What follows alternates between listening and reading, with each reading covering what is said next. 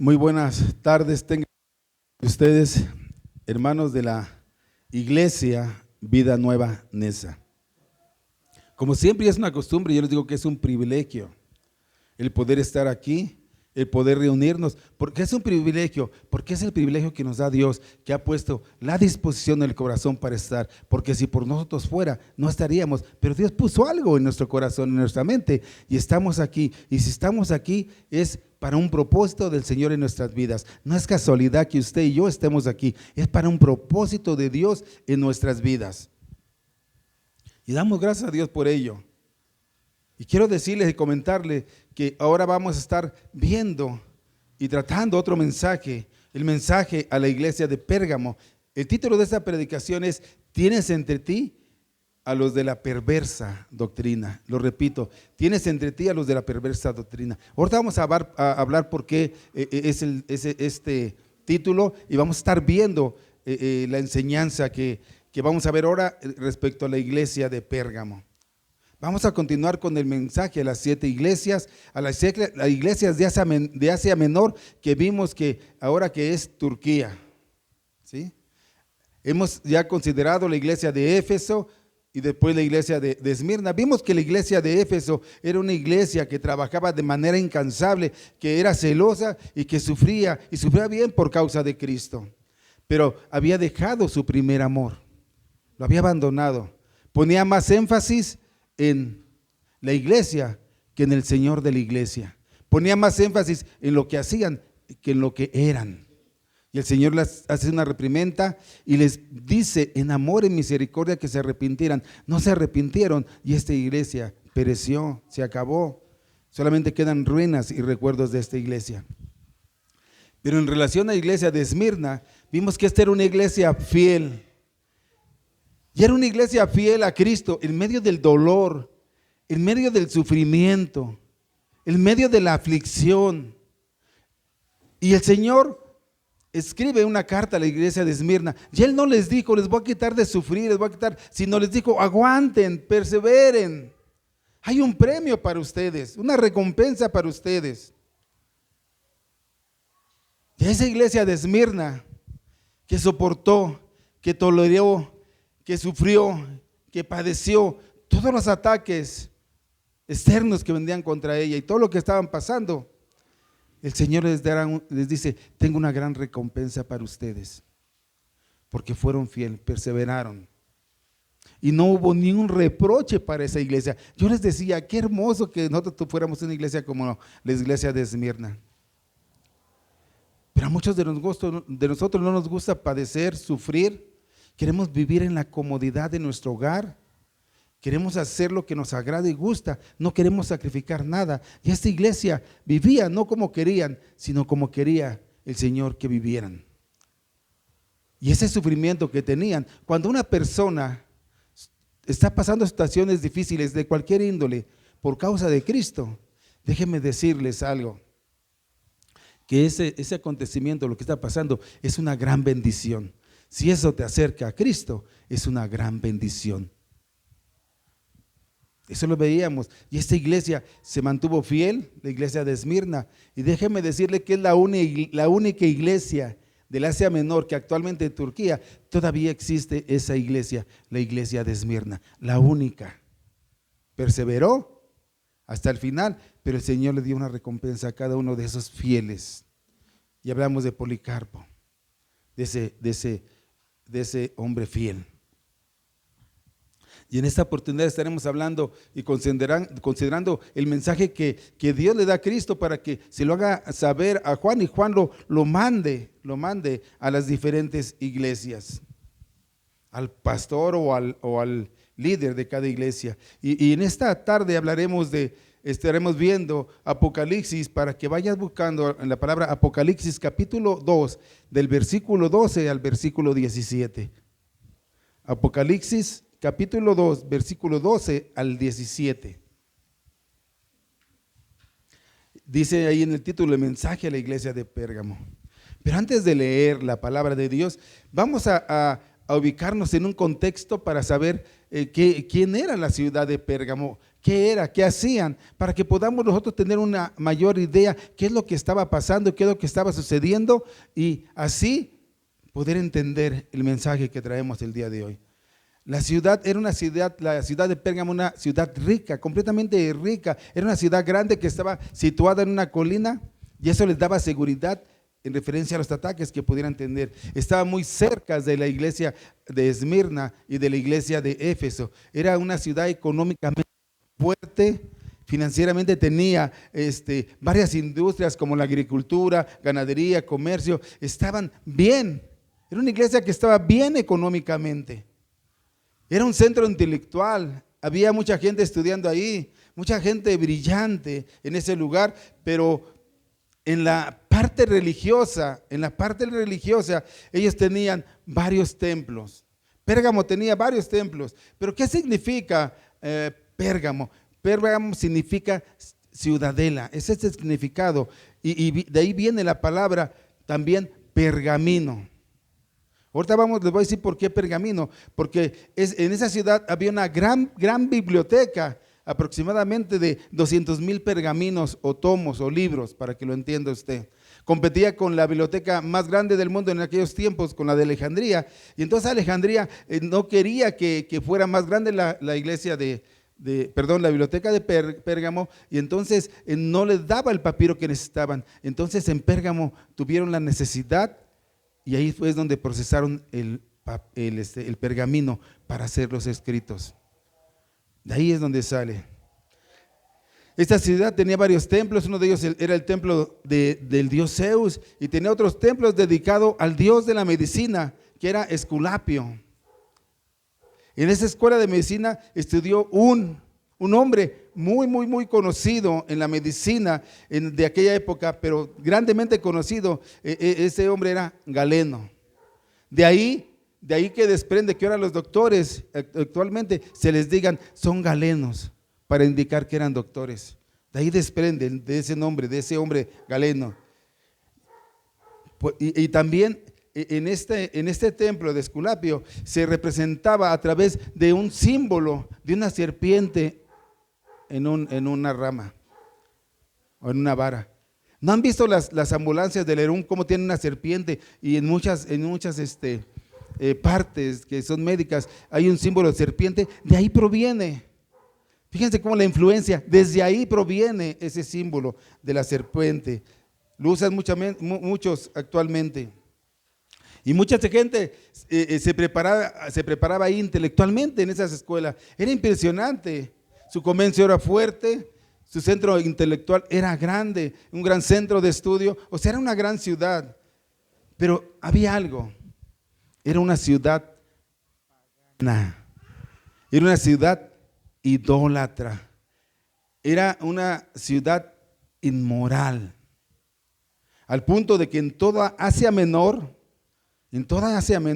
no había una ciudad más pagana, más idólatra e inmoral que la ciudad de Pérgamo. En esa ciudad se erigió el templo del emperador Augusto. Después crearon otros templos y otros emperadores se establecieron ahí. Crearon el templo para la diosa Venus. Y sin embargo, en esa ciudad plagada de inmoralidad, idolatría, paganismo, se levantó una iglesia que al momento de Cristo escribirles a esa iglesia y enviarles esa carta a través del apóstol Juan, tenía aproximadamente 250 años de fundada esta iglesia. 250 años.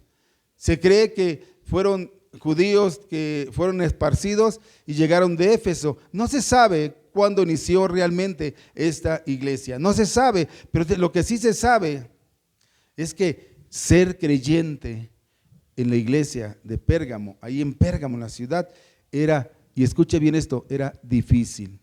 Era sumamente muy difícil ser cristiano en Pérgamo. Para nosotros no es difícil el serlo. De verdad que Dios se muestra con nosotros bueno. ¿Por qué era difícil? Porque el gobierno romano perseguía a los cristianos para que le rindieran culto al emperador y presentaran incienso. También lo vimos en la iglesia de Esmirna.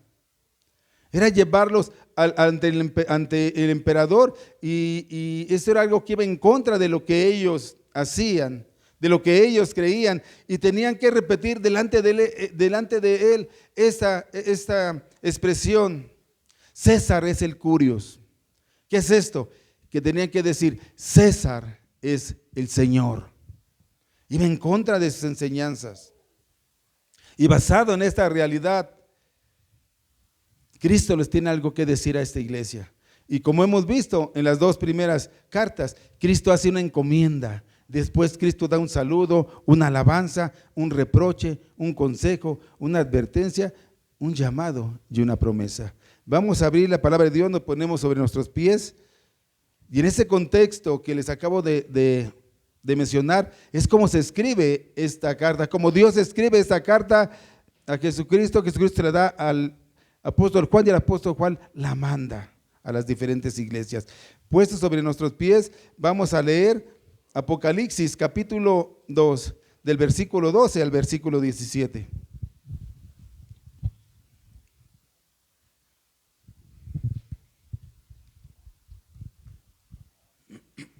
Me siguen con la mirada. Y escribe al ángel de la iglesia en Pérgamo: el que tiene la espada aguda de 2 filos dice esto: yo conozco tus obras y dónde moras, donde está el trono de Satanás, pero retienes mi nombre y no has negado mi fe, ni aun en los días en que Antipas, mi testigo fiel, fue muerto entre vosotros, donde mora Satanás. Fíjese cómo ya menciona 2 veces donde mora Satanás. Pero tengo unas pocas cosas contra ti, que tienes ahí a los que retienen la doctrina de Balaam, que enseñaba a Balac a poner tropiezo ante los hijos de Israel, a comer de cosas sacrificadas a los ídolos y a cometer fornicación. Y también tienes a los que retienen la doctrina de los nicolaitas, la que yo aborrezco. Por tanto, arrepiéntete, pues si no, vendré pronto a ti y pelearé contra ellos con la espada de mi boca. El que tenga oído, oiga lo que el Espíritu dice a las iglesias. Al que venciere, daré a comer el maná escondido, y le daré una piedrecita blanca, y en la piedrecita blanca escrito un nombre nuevo, el cual ninguno conoce, sino aquel que lo recibe. Señor Jesús, en esta tarde, mediodía tarde, ruego y pido, Señor, tu dirección a través del Espíritu Santo. Que mi boca exponga lo que dice tu palabra y no lo que yo piense y crea. Que el Espíritu se mueva, Señor, y que yo solamente sea instrumento para compartir tu palabra. Que tu palabra venga, nos despierte, nos motive, nos exhorte, no solamente a pensar las cosas, sino a hacer las cosas que tú quieres que hagamos. Bendice en este día los corazones, Señor. Prepara las tierras para que demos fruto al 100%. Te lo pido y te lo ruego en el nombre de Jesús. Amén. Ocupe sus lugares, mis hermanos. Vamos a ver la encomienda y el saludo y la alabanza en el versículo del versículo 12 al 13. Dice así: escribe el ángel de la iglesia en Pérgamo: el que tiene la espada aguda de 2 filos dice esto: yo conozco tus obras, yo conozco lo que estás haciendo, yo conozco lo que estás pasando. ¿Y dónde moras? Donde está el trono de Satanás. Wow. Pero retienes mi nombre y no has negado mi fe, ni aun en los días en que Antipas, mi testigo fiel, fue muerto entre vosotros, donde mora Satanás. Qué impresionante, 2 veces menciona donde mora Satanás. ¿Qué nos dice aquí? Al igual que en las 2 primeras cartas que ya hemos expuesto, Jesús les da una encomienda al apóstol Juan y le dice: escribe lo que te voy a decir, y envíala al pastor o envíala al líder de la iglesia de Pérgamo. Después de la encomienda se presenta, pero mire cómo se presenta en esta ocasión. Dice él: el que tiene la espada aguda de 2 filos. Y hay 2 líneas principales, puede haber más, pero hay 2 líneas principales con lo que respecta a esto, que se cree. Uno es que Jesús les dice: yo soy la autoridad de la iglesia, yo soy el que tiene el poder sobre la iglesia es mía y yo no puedo ser burlado. Y otra es que dicen que con la espada quiere decir que eres capaz de discernir los pensamientos y las intenciones del corazón, como dice el autor de Hebreos ahí en el capítulo 4, versículo 12.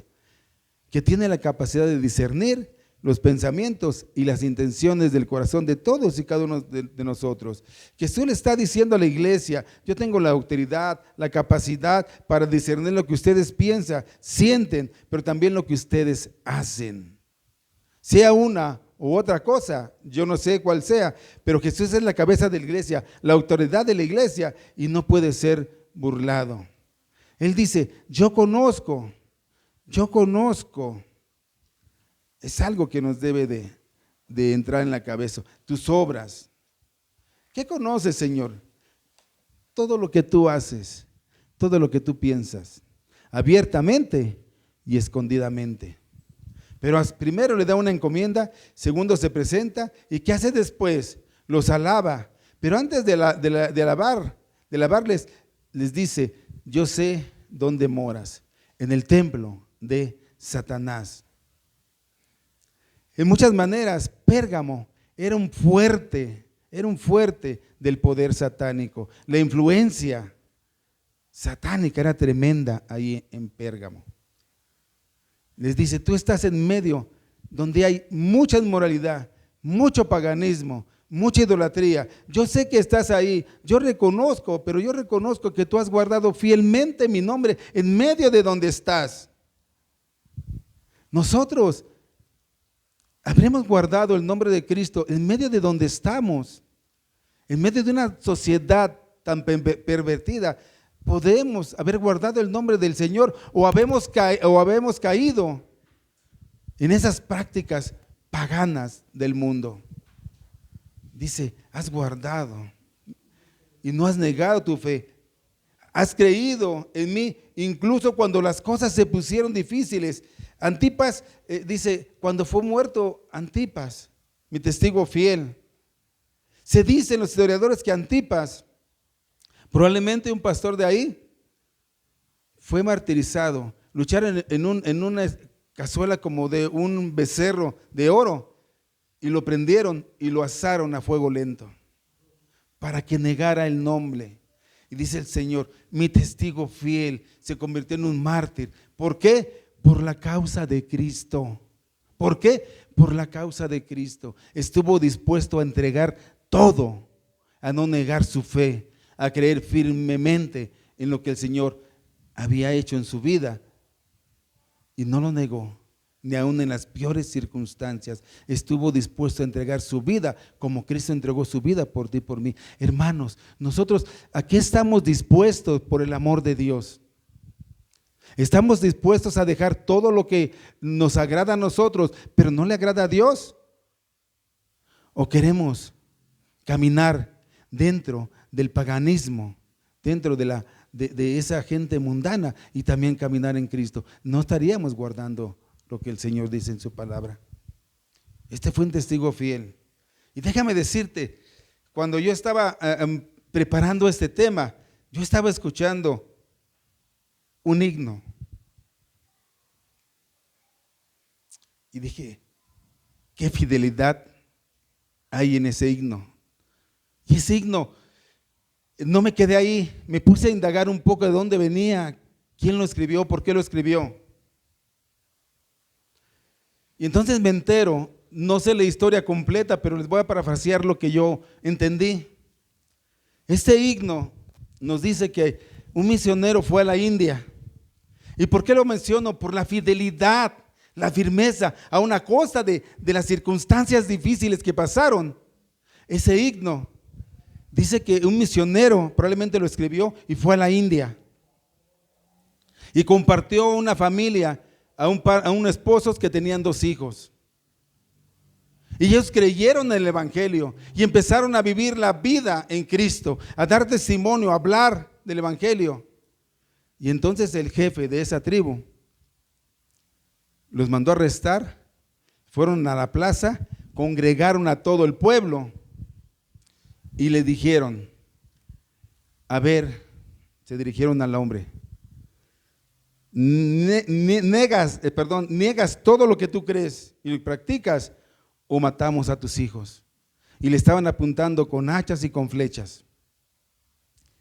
Lo niegas y te retractas de todo, o los matamos.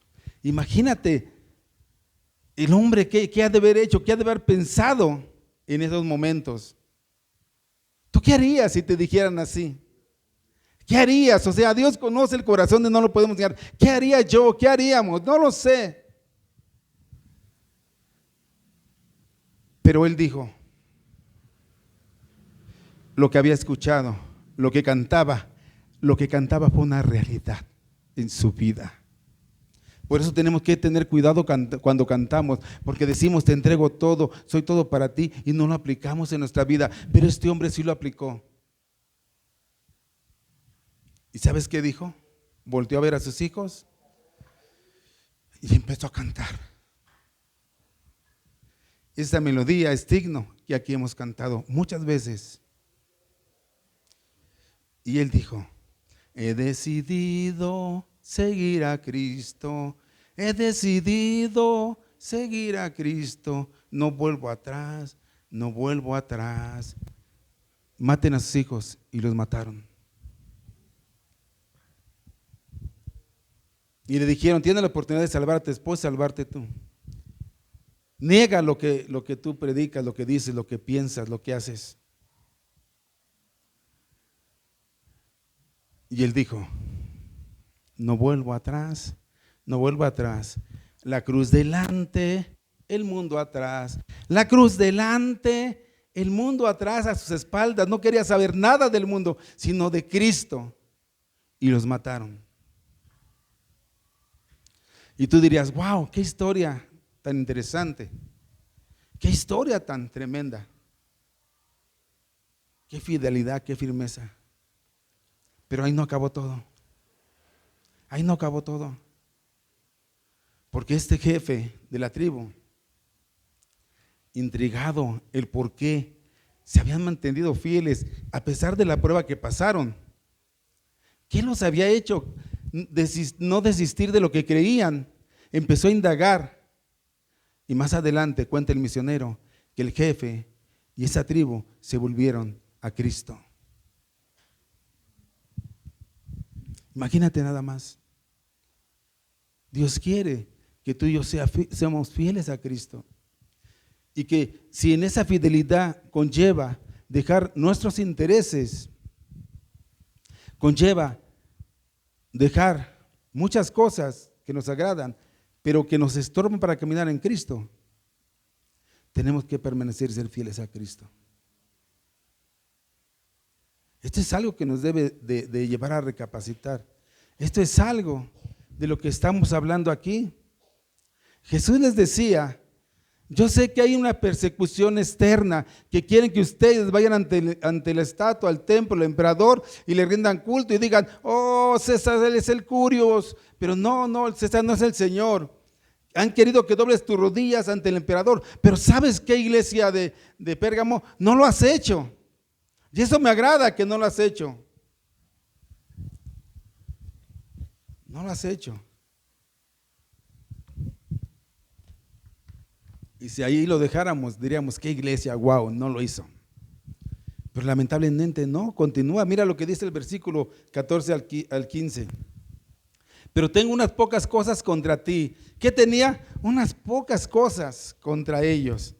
Que tienes ahí a los que retienen la doctrina de Balaam, que enseñaba a Balac a poner ¿qué? Tropiezo ante los hijos de Israel, a comer de las cosas sacrificadas y a cometer fornicación. ¡Wow! Paganismo puro, inmoralidad pura, idolatría. Y también a los que retienen la doctrina de los nicolaitas, la que yo aborrezco. Escúchese esto, hermano. Ellos habían soportado la persecución externa, la persecución de Roma, aún de los judíos que no habían creído en Jesús. Tenían esa persecución. Ellos querían que ellos doblaran sus rodillas, pero no lo hicieron, se mantuvieron firmes. Pero hay un contraste en esa persecución muy grande. Ellos cedieron en la persecución interna.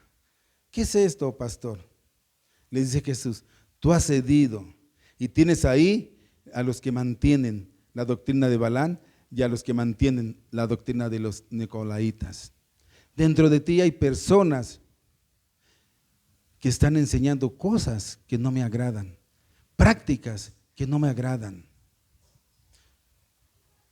Balaam fue un profeta que fue sobornado por Balac, el rey de Moab, para que fuera en contra de los hijos de Dios, para que los maldijera. Y Dios lo detuvo 2 veces, pero convence a Balac de usar a las mujeres moabitas para ir y seducir inmoralmente a los hijos de Israel. Y les enseñan prácticas que no eran. Fueron y llevaron a sus mujeres para que sedujeran a los hijos de Israel. Satanás, con su influencia, siempre queriendo seducir a los hijos y a las hijas del pueblo de Dios. Tú has cedido ante eso, y lo más triste es que los tienes ante ti. La doctrina de Balaam era una doctrina de idólatra, pagana. También eran inmorales, y ellos enseñaban esto. Lo puedes leer en Números, capítulo 22, 23, 24, Números 31, esto que te estoy comentando. Ellos decían, tú puedes vivir una vida como tú quieras, como te plazca. Tú puedes rendirle culto a quien tú quieras, como tú quieras y puedas. Y también puedes venir el domingo y darle culto a Dios. ¿Qué es esto? Tú puedes ir, puedes divertirte, puedes adulterar, fornicar, robar, mentir. El día sábado, yo lo voy a mencionar así. Y el día domingo vienes a la iglesia y como si nada. Es más, si traes tu ofrenda, qué mejor. Él es lo que le estaba diciendo. Ustedes permiten que dentro de ustedes hayan este tipo de personas. Pero también estaba la doctrina de los nicolaitas. ¿Quiénes eran ellos? Se cree, si usted va a Hechos 6, no vaya ahorita a Hechos 6.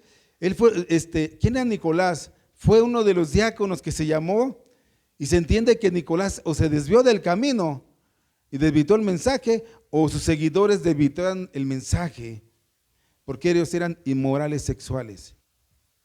Había entre ellos no solamente fornicación, había una perversión moral tremenda, hombres con hombres y mujeres con mujeres, como no se da ahora, ¿o sí? Y le llamaban bueno, como ahora le llaman bueno. No importa si son del mismo sexo, se pueden casar.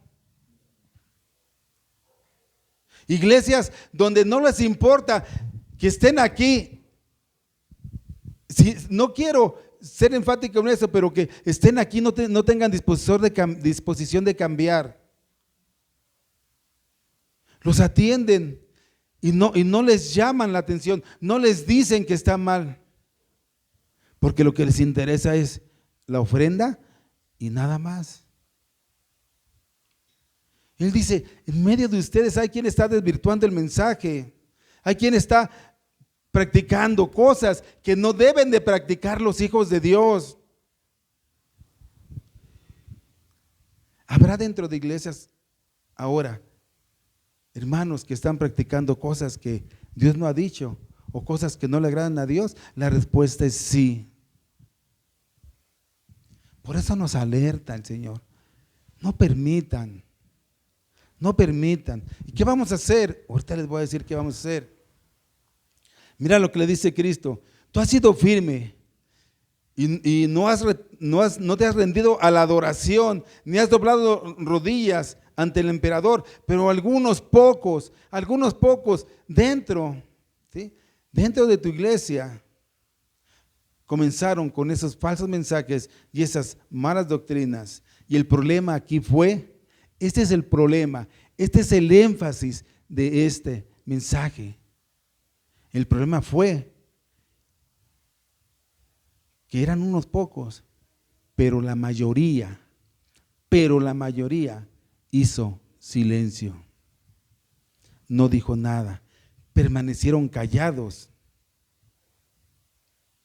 La mayoría de la iglesia de Pérgamo era fiel a Cristo, tenía una ortodoxia, una enseñanza correcta, pero un grupo minúsculo estaban desviando el mensaje y tenían prácticas inmorales aún dentro de la iglesia. Aún dentro de la iglesia. ¿Cuál es el problema? Que habían guardado silencio. ¿Cuál es el problema? ¿Por qué a Cristo le molestaba tanto? Claro que le molestaba tanto y se tiene que molestar porque la mayoría lo toleró. Ellos eran muy tolerantes y aceptaban las falsas doctrinas y la manera de una vida inmoral. La mayoría dijo, ese no es mi problema. Que hagan lo que quieran, es su problema. Con que vengan el domingo y dejen su ofrenda, está bien. Habían guardado silencio. Cristo dijo, no es problema de ese grupito, es problema de todos, porque esta es mi iglesia y mi nombre no puede ser burlado. Así que ustedes, si hacen algo mal, afectan a la iglesia. Si yo hago algo mal, afecto a la iglesia. ¿Qué tenemos que hacer con ese grupo? Tenemos que disciplinarlo en amor, en palabra, en exhortación. Por eso yo les digo, cuando el pastor, algún hermano se les acerque, hermano, creo que no es lo correcto, deben de poner atención a lo que le están diciendo. Deben de aceptar la exhortación. Porque el que se resiste y corre no se puede llamar miembro de la iglesia u oveja de Cristo. El que acepta la corrección y permanece es muestra y da ejemplo de que pertenece a la iglesia. No podemos decir, ¿sabes qué? Es ese problema del pastor, que el pastor lo vea, que el pastor haga lo que tenga que hacer. No, es problema de todos nosotros, hermanos, de toda la iglesia. Cristo le estaba hablando a toda la iglesia. Si tú ves a tu hermano que está haciendo algo indebido, y lo puedes probar, lo puedes ver, ve y acércate y exhórtalo a él. Dile, hermano, creo que no es correcto. A lo mejor usted no lo va a cambiar porque el que cambia es el Espíritu Santo. A lo mejor no va a cambiar de la manera de pensar porque usted no puede cambiarlo. Pero él no va a poder dejar de reconocer que alguien le dijo que estaba mal. Pero se hicieron sordos y ciegos. No veían y permitían esas doctrinas y permitían esas enseñanzas dentro de la iglesia que los fueron seduciendo, fueron cediendo y también empezaron a tener prácticas inmorales. Por eso es muy delicado esto, hermano. Por eso nosotros tenemos que tener mucho cuidado en lo que se predica en la iglesia. En la actualidad hay prácticas tan tremendas dentro de las iglesias cristianas. No voy a señalar, pero créanme que hay prácticas muy tremendas dentro de las iglesias cristianas. Y el Señor les dice, ¿por qué permiten esto? Lo permitimos dentro de las iglesias, pero hermano, ¿por qué externamente a veces decimos, pero internamente no hacemos? Yo te pregunto, cuando tu esposo está haciendo algo mal, ¿tú le dices o lo toleras? Cuando tu esposa está haciendo algo mal, ¿tú le dices o lo toleras? Cuando tus hijos están haciendo algo mal, ¿tú lo dices o lo toleras? Mira, esposo, mi hijo se está drogando en la esquina. Déjalo, no hay problema, déjalo, es suyo. ¿Lo haces así? ¿Así lo haces? ¿O vas y les exhortas? ¿O vas y te preocupas? Mira, si no los confrontamos con el error, no podemos solucionar ese error. Si no hay confrontación, no hay solución. Y es lo que estaba haciendo Jesús al enviar esta carta con el apóstol Pablo, le estaban diciendo, por favor, no permitan, no sigan a esos que están haciendo cosas indebidas, que no es lo que yo estoy enseñando. Y nos dice a nosotros que tenemos que corregir, así como corregimos al esposo, a la esposa, a los hijos. Tenemos que preocuparnos por la iglesia, por la iglesia. Y el Señor Jesús muestra misericordia, como mostró con las otras iglesias. Una no quiso escucharlo, la otra lo escuchó. Yo no sé si usted quiere escucharlo. Tenemos que confrontar de manera sabia las problemáticas que pasamos internamente y externamente, en el hogar, pero también en la iglesia. Somos partes de un mismo cuerpo. Y si algo se duele, nos tenemos que doler todos. Si algo pasa, tenemos que enfrentarlo. No diga, es cosa del pastor, que lo haga el pastor. Porque aquí vamos a verlo, que el mensaje fue para toda la iglesia, no únicamente para el pastor. Pero muestra el Señor, muestra su misericordia, aún que ellos estaban pecando, muestra su misericordia. ¿Y cómo sabe esto, pastor? Vamos a los siguientes versículos, versículos 16 al 17.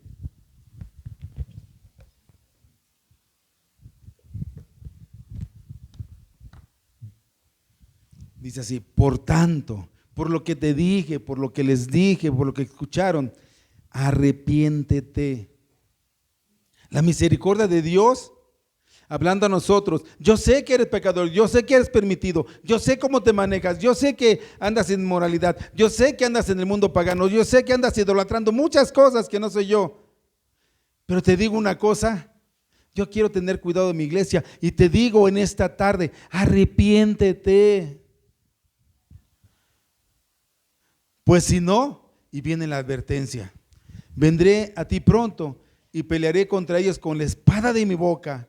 El que tiene oído, oiga lo que dice el Espíritu a las iglesias. Al que venciere, daré a comer del maná escondido y le daré una piedrecita blanca y en la piedrecita escrito un nombre nuevo, el cual ninguno conoce, sino aquel que la recibe. ¿Qué quiere decir esto? Que Cristo, al igual que las otras iglesias, la de Éfeso y Esmirna, mostró misericordia, amor. ¿Por qué? Porque les da un consejo, les dice arrepiéntanse, les da un mandato y les dice cambien su manera de pensar, cambien su manera de actuar. Y Él nos dice en esta tarde, nosotros debemos de cambiar nuestra manera de pensar y nuestra manera de actuar, tanto con la persecución externa. ¿Cuál sería la persecución externa? Cuando tratan mal al cristiano, cuando no le dan trabajo, cuando nos hablan mal de nosotros, cuando por la causa de Cristo nos tunden. Pero dice, pero también tengan cuidado con la persecución, tengan cuidado con lo interno, lo que estamos reflejando, lo que estamos haciendo. Tengamos cuidado con eso. Y si hay algo que está mal, vamos y exhortarlo en amor, con discernimiento, para que puedan tener la recompensa que Cristo da. Cambien su manera de pensar. Cristo siempre mostrando misericordia. Él dice, tenemos que mostrar arrepentimiento y disciplina. Y disciplina. Yo voy, si yo veo que un hermano está fallando, yo lo veo, me consta, yo voy y le digo, hermano, está fallando. Y si no le hace caso, aplique lo de Mateo 18, vaya con un testigo, hermano, no es así. Y si no, entonces vaya con la autoridad, venga con el pastor y se determina qué es lo que vamos a hacer. Donde hay 2 o 3 congregados en mi nombre, ahí estoy yo. Y lo que ustedes determinen está bajo autoridad mía. Eso es lo que quiere decir Mateo 18. Pero tenemos que ir y decirle, no ser indiferente al pecado. No es que yo lo vea y me haga de la vista gorda, es su problema, allá que él sufra las consecuencias, a mí no me interesa. No, hermano, tenemos que amarnos, tenemos que saber que si estamos mal, al menos decirle, hermano, Aguas con eso, ¿qué está pasando? Y no decir, ese es problema del pastor, ese es problema del pastor. Y después de que Dios muestra misericordia y les dice que se arrepientan, Él les dice, si ustedes no me hacen caso, yo vendré con espada. ¿Y qué va a pasar? Pasaré juicio. Wow, el Señor es misericordioso, pero también no se nos olvide que es justo y su justicia va a ser aplicada también. El juicio que Cristo advirtió a la iglesia de Pérgamo no fue para el grupito de enfrente o el de hasta atrás que estaba pecando, no. ¿Saben para quién fue el juicio? Para toda la iglesia, para todos los que estaban pecando y los que estaban tolerando todas esas cosas. ¿Y saben por qué les digo? Porque la iglesia de Pérgamo más adelante pereció, terminó, fue abatida y destruida. ¿El juicio fue solamente para esas personas? Fue para todos, porque no atendieron el llamado del Señor. No lo atendieron. Y el día de hoy, lo que queda de esa iglesia son ruinas y recuerdos solamente. ¿Qué estamos nosotros dispuestos verdaderamente a hacer? ¿Estaremos dispuestos como esas familias a entregar todo? ¿Aún a desprendernos de nuestros propios intereses personales en todos los sentidos y seguir a Cristo? Y eso no debe de servir de excusa y no debe de servir como para decir, ay, el pastor quiere que deje todo. No, tenemos que tener prioridades y tenemos que poner todo en Dios para que Él nos guíe a hacer lo más correcto.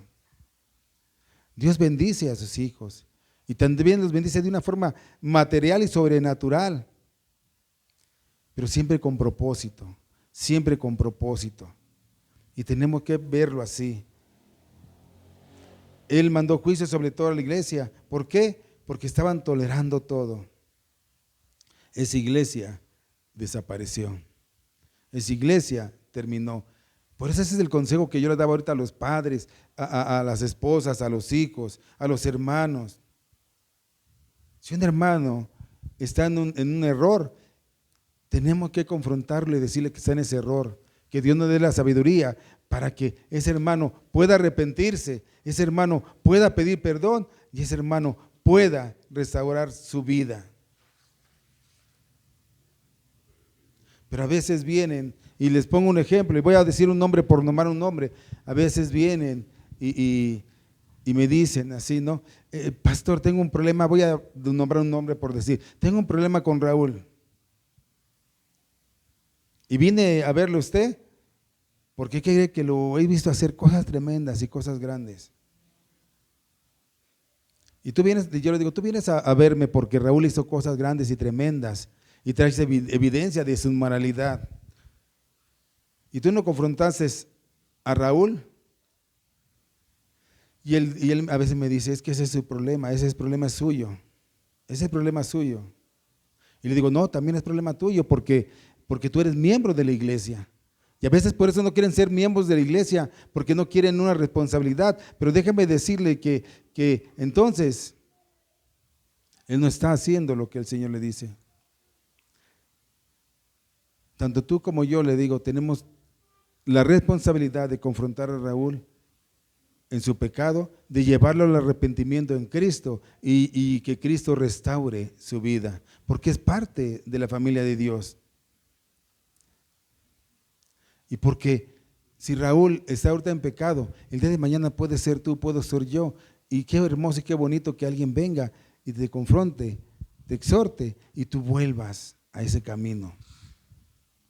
Aunque eran pocos los pecadores en la iglesia de Pérgamo, muchos lo toleraron y Cristo les dijo, pasaré juicio sobre ustedes. Pasaré juicio sobre ustedes. Hermanos, si nosotros estamos en ese sentir de permitir, de tolerar, viviendo con prácticas que no le agradan a Cristo, poniendo otras cosas por principal antes que a Cristo, poniendo mis intereses por encima de Cristo. Es la exhortación como pastor de esta iglesia, que nos arrepintamos, que pidamos perdón y que volvamos al camino, porque si tú has creído en Cristo, tú has creído en Jesús, déjame decirte lo que Él dice en su palabra es, en un día va a pasar juicio y te va a decir, yo conozco, yo vi, yo sabía todo lo que hiciste, pensaste, actuabas, yo lo sabía. Esta es mi iglesia, tengo autoridad sobre ella, conozco todo, tú no me puedes mentir a mí, yo no puedo ser burlado. Es un llamado a arrepentirnos, es un llamado a decir, sí, he tolerado muchas cosas en mi vida, inmoralidad, paganismo, idolatría, he puesto muchas cosas por encima de Dios, cuando deben de estar debajo de Dios. Es un llamado al arrepentimiento, a ese arrepentimiento donde Dios muestra su misericordia para nosotros, donde Dios va a mostrarse en amor. No es porque tú le digas al hermano, a la hermana, no es porque yo le diga a ustedes que tenemos que cambiar. Eso lo hace el Espíritu Santo. Pues vayamos a Él, clamemos a Dios para que tu esposo, tu esposa, tus hijos, tus nietos, tus familias, vayamos a ese conocimiento y caminemos en las cosas de Dios. Y si estamos en pecado, pedirle perdón a Dios, dirección y consejería del pastor, los hermanos, para restaurar la vida. Porque si no, vendrá juicio. Pero fíjate, déjame decirte algo. Si hoy reconocemos que hemos sido partícipes del pecado de otro y hemos sido perseguidos externamente, internamente, y lo estamos permitiendo, pero nos arrepentimos, decimos, sí Señor, yo estoy haciendo malas cosas, sí Señor, verdaderamente ese mensaje es para mí, porque muchos pueden decir, ese mensaje era para Raúl, qué lástima que no vino Raúl, pobre Raúl, oiga pastor, mire, a propósito de Raúl, ¿sabe qué? Él es un chismoso, mentiroso, hace esto. Y yo le digo, ¿y tú qué estás haciendo? Ese mensaje es para ti, ese mensaje que está ahorita aquí es para mí, para nosotros, no para el que no vino, sino para usted y para mí. Tenemos que caminar en esa advertencia que nos hace el Señor Jesús, porque si no un día va a pasar juicio, ya Él no le vamos a mentir, Él no le vamos a poder poner excusas, Él sabe, Él va a decir, yo conozco todo lo que hiciste, le mentiste a tu esposa, le mentiste a tu esposo, le mentiste a tus hijos, pero a mí no me puedes mentir, yo no puedo ser burlado. Y eso nos debe de dar temor del Señor. Eso nos debe de dar, pero también una confianza en el que nos puede perdonar. Dice, si tú te arrepientes, yo te prometo algo. ¿Qué nos promete? Dice que un maná escondido. Yo lo digo así, esta es la perfecta provisión de Dios, el verdadero pan del cielo. Está en Juan capítulo 6, versículo 48 al 51. A ver si se puede poner en la pantalla. Versículo es Evangelio de Juan capítulo 6 del versículo 48 al 51. Dice así, yo soy el pan de vida. Vuestros padres comieron el maná en el desierto y murieron. Cuando usted se alimenta del mundo, déjeme decirle que va a perecer. Esto es el pan que desciende del cielo, para que el que de él coma no muera. ¡Wow! No muera. Pero Antipas, Policarpo murieron. Pero el que cree en mí, aunque esté muerto, dice la palabra de Dios, vivirá. Ellos no van a morir, no van a sufrir la segunda muerte que aquellos que no entendieron, que aquellos que no se arrepintieron. Dice el 51, yo soy el pan vivo que descendió del cielo. Si alguno comiere de este pan, vivirá para siempre. El pan que yo daré es mi carne, la cual yo daré por la vida del mundo, de aquellos que han creído. Yo les daré a los que se arrepientan el pan de vida, dice el Señor, que soy yo. Los que se arrepienten y viven en mí, yo les voy a dar de ese pan de vida. Y no solamente eso, sino que les daré también una piedrecita con su nombre, un nombre nuevo. ¡Wow!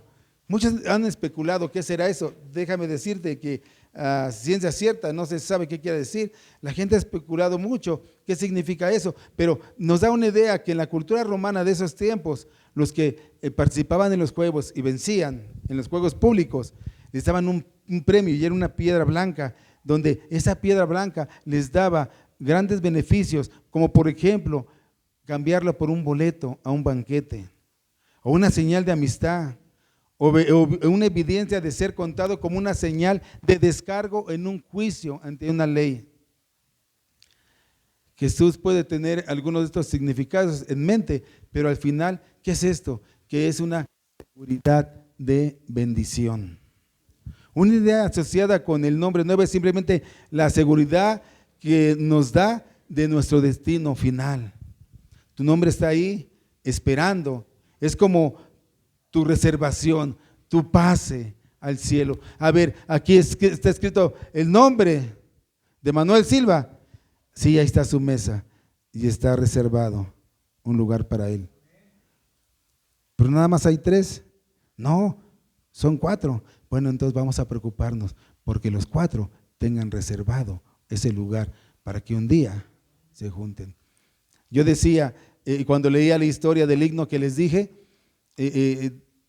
podemos decir qué triste, pero decía un comentarista, ¿triste por qué? Porque ese mismo día la familia se reunió en el cielo, estaban juntos para vida eterna, juntos.